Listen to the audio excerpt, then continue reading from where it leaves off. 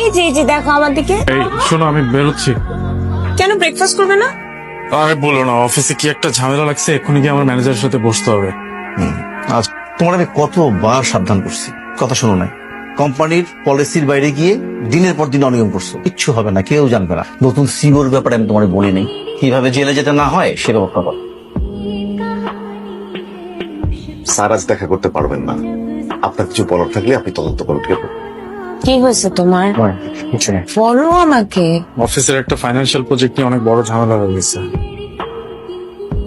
কালকে আমি যাবো, যে ওনার সাথে কথা বলবো। এরকম একটা সিচুয়েশনে আসলে ওকে কিভাবে কি বলা উচিত। আগে সিইও থাকলে আমি খুব সহজেই ব্যাপারটাকে ম্যানেজ করতে পারতাম, তো এখন যিনি আছেন খুব স্ট্রিক্ট।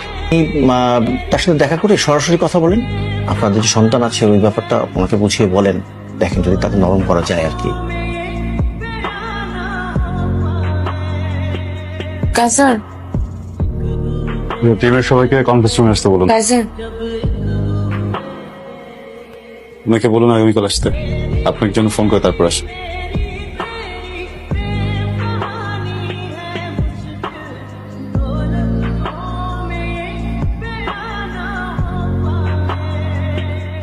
বছরটা দিতে হবে, হ্যাঁ দিয়ে দিন সম্মত। আপু আপনি কালকে আসেন। হ্যাঁ বসুন। তুমি প্লিজ আরেকবারের জন্য লাস্ট ট্রাই করবা, আমার লাস্ট। তুমি প্লিজ আরেকটা বার একটু কথা বলে দেখো।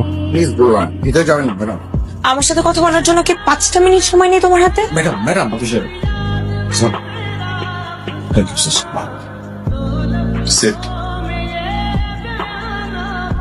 বলুন।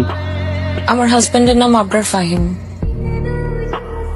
ওর এগেনস্টে তদন্ত কমিশন গঠিত হয়েছে।